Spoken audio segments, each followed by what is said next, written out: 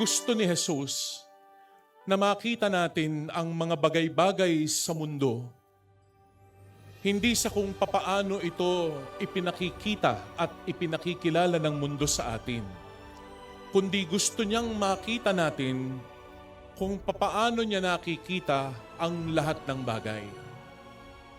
Kasi kung ayon sa mundo, ituturo sa atin na hindi mapalad ang pagiging dukha at mahirap. Kung ang mundo ang tatanungin, ang mapalad ay yung saganang-sagana.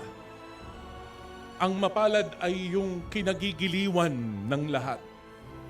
Ang mapalad ay yung walang mga pagsubok at yung walang dinadalang mga problema.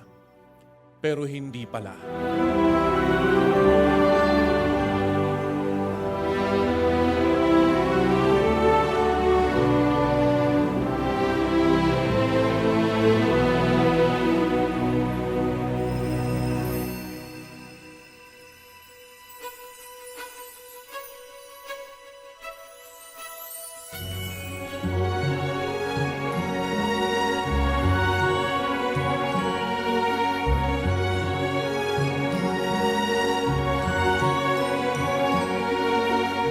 Mapalad ang mga aba.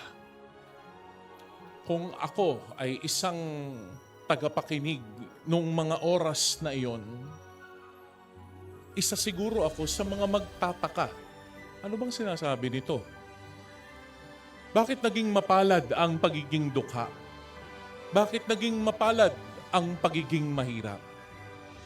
At yung iba pang mga binanggit niya, yung mga tumatangis, nahahapis, nagugutom, inaalimura, mapalad raw ang lahat ng ito.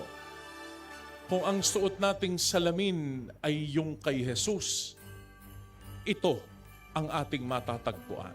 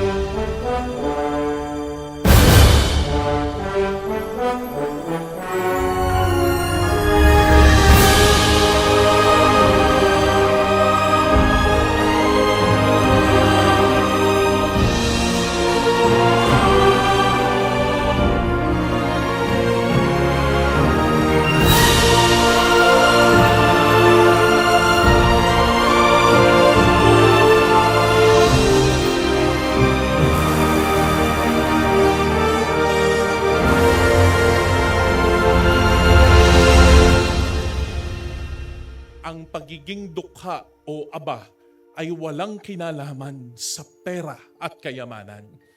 Ito'y tungkol doon sa mga taong Diyos na lang ang pag-asa.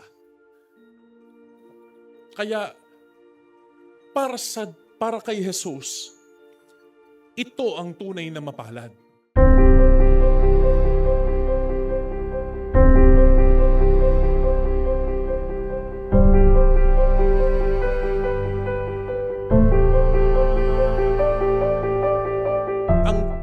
Na mapalad ay yung nakakatanggap ng biyaya at naghihintay ng biyaya mula sa Diyos.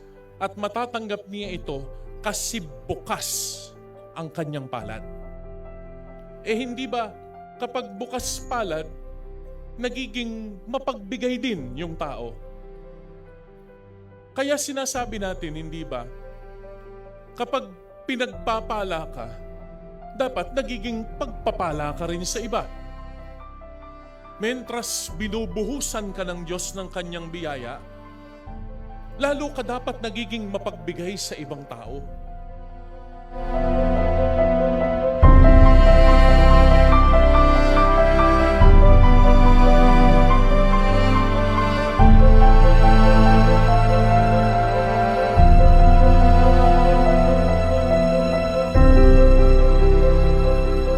Tanggapin ninyong lahat ito at kanin. Ito ang aking katawan na ihahandog para sa inyo.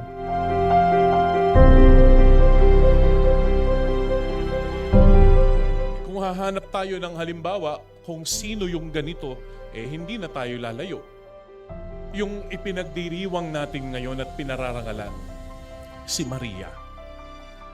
Hindi ba si Maria ay isa rin sa mga dukha? Sapagkat alam niya na siya'y abang alipin ng Diyos at siya'y binibigyan ng Panginoon ng kanyang pag-ibig at ng kanyang kaligtasan. Na si Maria, dakila ang mga ginagawa ng Diyos para sa kanya.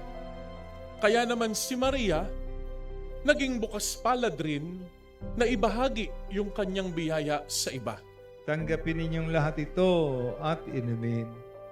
Ito ang kalis ng aking dugo ng bago at walang hanggang tipan. Ang aking dugo na ibubuhos para sa inyo at para sa lahat sa kapagkapatawad ng mga kasalanan.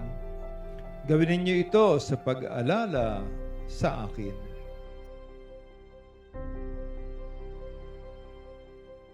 Pinararangalan at pinapupurihin natin siya, malamang ang isasagot ni Maria, ang Diyos ang purihin. Ay Maria, napakabanal mo, mapagpakumbaba ka, Diyos ang banal. Mahal na ina, tulungan mo po kami sapagkat ikaw ay malapit sa Diyos. Ilalapit niya tayo sa ating Panginoon. Dahil si Maria ay ang isang ganap na halimbawa ng pagiging mapalad. Dahil hindi ba si Maria ay aba? Hindi ba siya ay dukha na hapis? Hindi ba siya ay mapagpakumbaba at naging daan ng biyaya para sa ibang tao? Ito ngayon ang hamon sa atin. Hindi tayo nandito upang alayan lamang si Maria ng papuri, ng bulaklak, ng pagdiriwang na ito. Hinihimok tayo ngayon ng Diyos na tularan si Maria sa kanyang pagiging bukas palad upang tanggapin ang biyaya ng Diyos at pagiging bukas palad upang ang biyaya na ito ay maipagkaloob sa iba.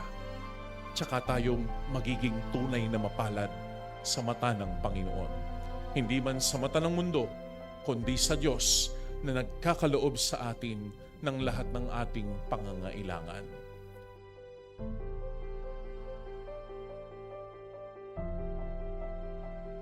Sa pananalangin natin sa banal na misang ito, hilingin natin na ang mga palad natin ay manatiling bukas.